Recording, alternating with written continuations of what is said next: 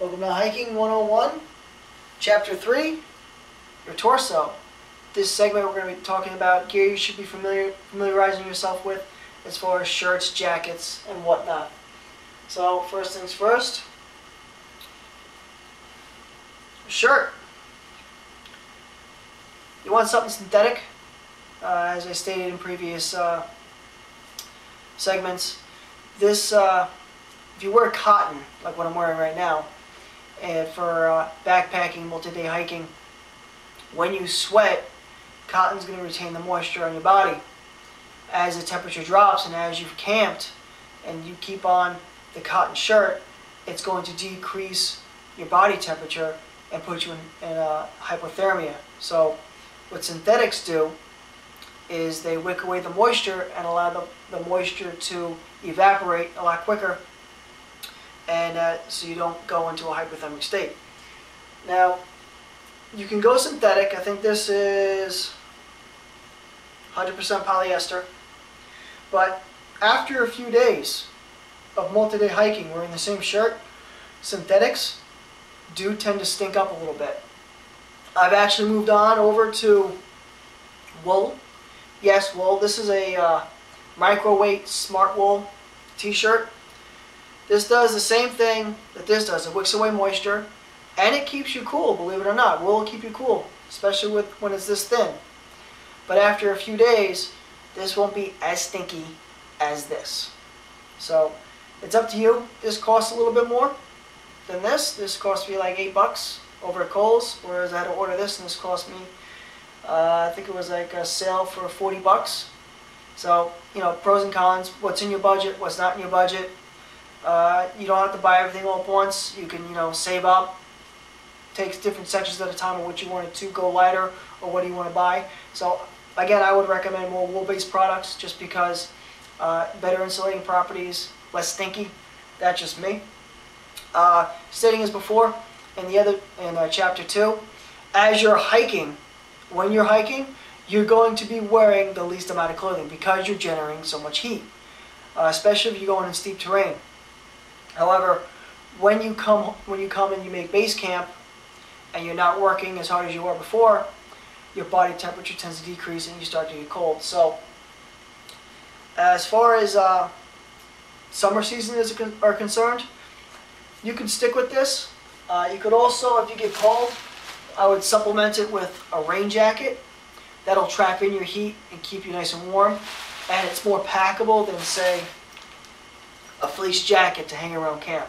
This thing weighs a lot, and it's not that packable, where this would pack up into nothing and it'll trap your heat. Plus, in summertime, if it's not raining, you can build a fire. Big deal.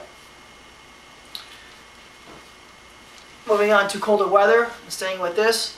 When I hike in the winter time, I would wear probably a fleece jacket. Now, there's two types of fleeces out there. There is normal fleece you see, and there's something called windstopper fleece, which is actually fleece that's more tightly woven. Regular fleece, when you're hiking, when it's windy, especially the cold wind, is going to bite right through you. Whereas windstopper fleece will stop not all the wind, but more than this. So it helps out. So this, with a base layer, is all I'm really hiking with when it comes to winter, as I'm hiking. I guess I was down to about 12 or 15 degrees, and all I had was a wool base layer and my fleece. I was fine, as I was hiking. Of course, when I stopped, we'll get into that in a few minutes. When it rains, obviously you're going to need a rain jacket. In the summertime and early fall, when the temperatures midday as you're hiking are around 60 to 75 degrees, when you throw on a rain jacket and you're still hiking, you're going to generate a lot more heat. You're probably going to sweat on the inside and create a lot of moisture on the inside. A lot of rain jackets have, what this one doesn't, is pit zips. Okay? What pit zips do is you can unzip them, and as you're hiking, a lot of the heat and the moisture is allowed to escape. There's also different fabrics. This is actually sil nylon, which doesn't breathe as well, but it's a lighter weight than a lot of the other fabrics out there. There's a fabric called Event, E-V-E-N-T. I've seen a few Cottage Industries make this. This is actually made by Cottage Industry. This actually weighs 4.8 ounces. An Event breathes a lot and is a great, it has great waterproofing abilities. So the water won't get in, and the heat they generate will actually escape a lot better than most other jackets. Obviously, you're going to pay a little more for something like that.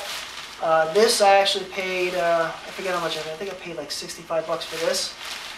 There's other brands like Marmot has a precept jacket. Weighs more, doesn't pack as small as something like this would. But again, it's up to you. I look for more packability and lighter weight fabrics. If I gotta save up for 2-3 weeks or a month to get what I want, I'm gonna do it. If you're happy with what you got, I mean, hike your own hike. I'm just here to show you different options. Now, base camp. I've hiked, I've stopped, I've set up camp, temperatures are dropping. For spring, and I'm a big fan of down. You can use synthetic, such as like Primaloft or a Climate Shield. I prefer down. One, down retains more body heat, and is more packable. Now down, there actually is ratings on different types of down. It's called Parafill. Low end, especially for clothing, would be probably around the 600 range. So if you're looking at a down garment and use the Parafill for the down is rated 600 to 699. That's more on the lower end scale generally. 700 to 800 is more the medium grade, and 800 is the higher grade, and 900 is the supreme of all being power grades. Now, the higher the Parafill rate, the lighter your garment's usually going to be, because it takes less down to create the loft you're looking for, and it has more tiny air pockets to insulate your body a lot better. This is what I use for 3 seasons, more fall, spring. This is a Montbell down jacket. This actually has a hood.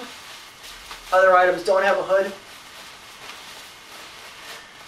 This actually keeps me nice and warm, especially with the base layer. I wouldn't carry something like this in the summer. It's just overkill.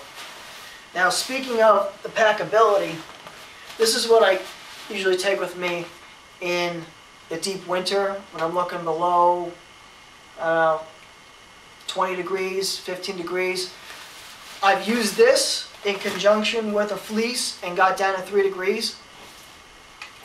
But I'm trying to limit the amount of clothing that I'm taking with me just to keep down my pack weight. So something like this has a little bit more loft, and I won't have to use as much clothing. This is a 700 fill. This is an 800 fill. Again, this is lighter, packs better. Medium grade, a little bit more loft. Cheaper, $65. This, I was looking about $150 probably is what I spent on this. So, higher the grade, more expensive, lighter the garment. So, that's basically it. So, let's move on to chapter 4, hands.